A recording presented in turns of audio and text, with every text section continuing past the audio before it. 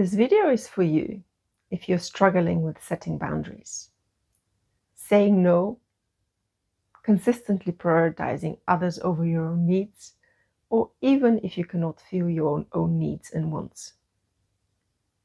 If you find yourself drained by others and out of energy, or if you're very sensitive to the emotions of others, sometimes even taking on those emotions yourself. You may not have linked these to self-worth. What you will learn in this video may surprise you. I will show you how these symptoms have developed and have even had a protective effect on you. We will explore together the healing journey, and in this channel I will post resources that will empower you to heal yourself. Does that sound good? Let's dive right in. I'm Anna at Flow and Purpose, and I'm a conscious connection coach helping sensitive people to heal their past and rediscover their self-worth so that they can step into their authentic expression and live life in flow and with purpose.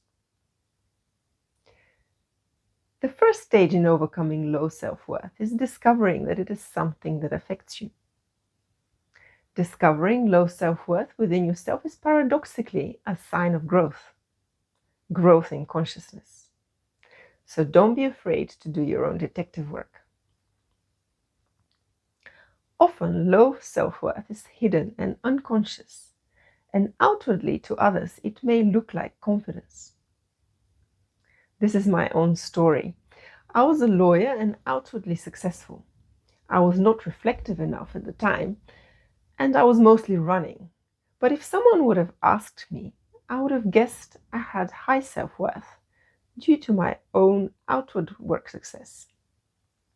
But my sense of self-worth was based entirely on my outward success, and if that had fallen away or in any way been threatened, my self-worth would have been undermined.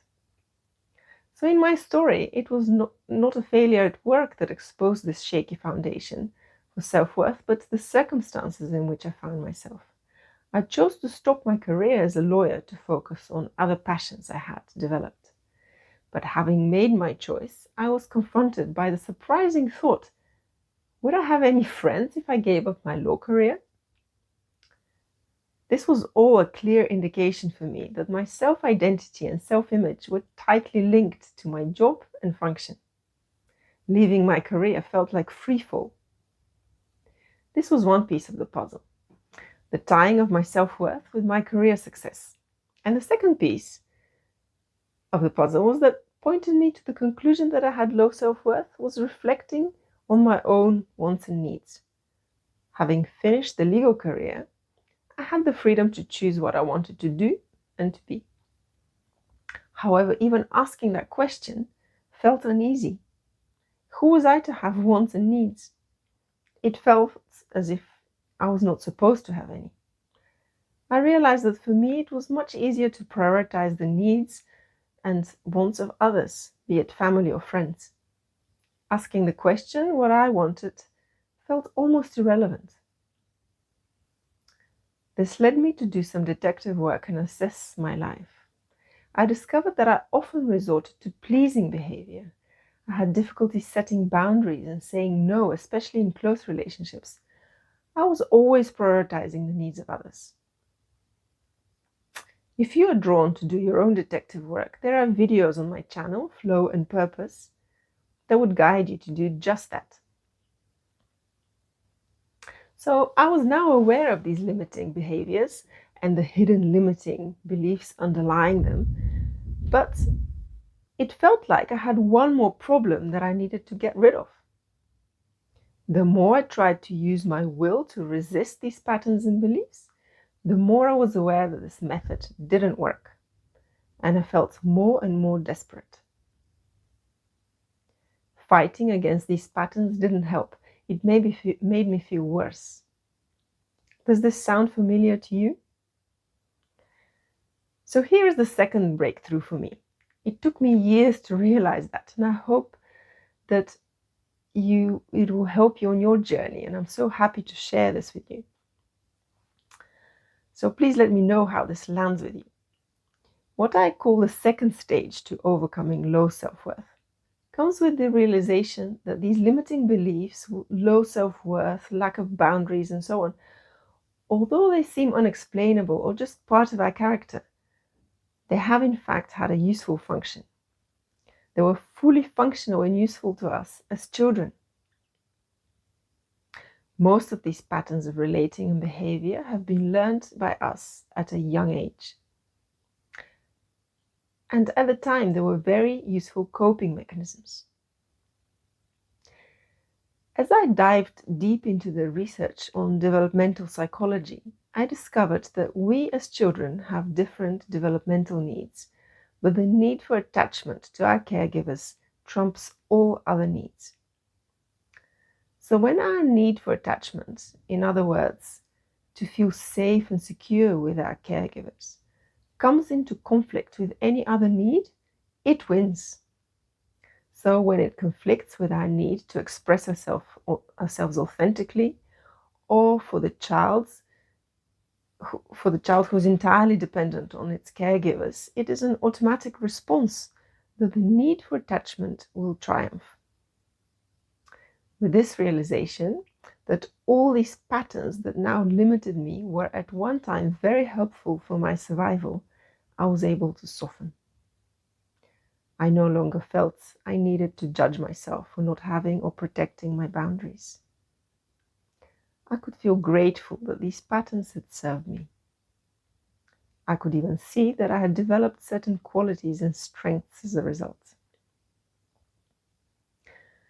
So, for example, one quality which empaths have is being able to feel the emotions of others. This has served as a protective mechanism in predicting the behavior of the adults around you when you were a child.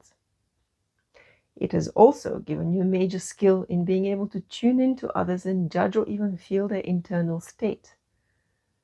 As long as you're able to disentangle your own emotions, something which, for me, it took quite some time to learn how to do. As a result of this second discovery on the path of healing, my sense of low self-worth, I was able to soften and to become curious, to allow.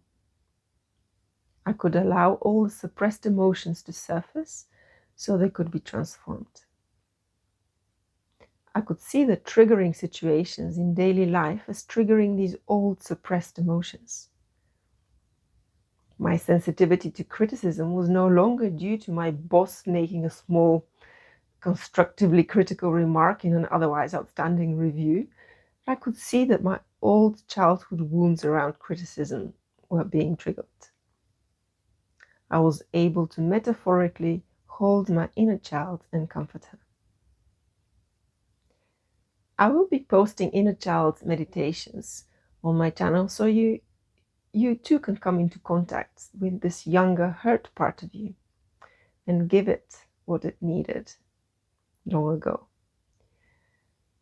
The healing can only be done by you now in the present.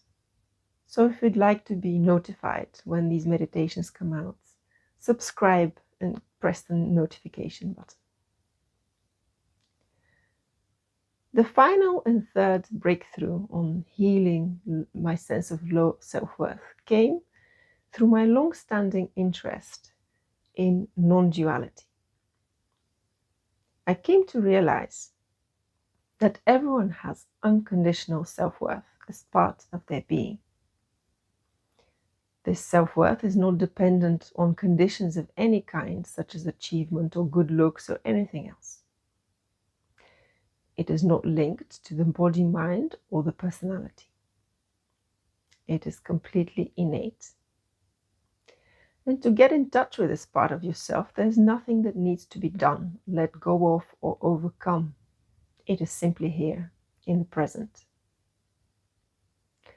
In my meditation on self-worth, I guide you how to look to your true nature as awareness, where unconditional self-worth is indisputable and foundational. Please let me know if you have any questions, and thank you very much for watching.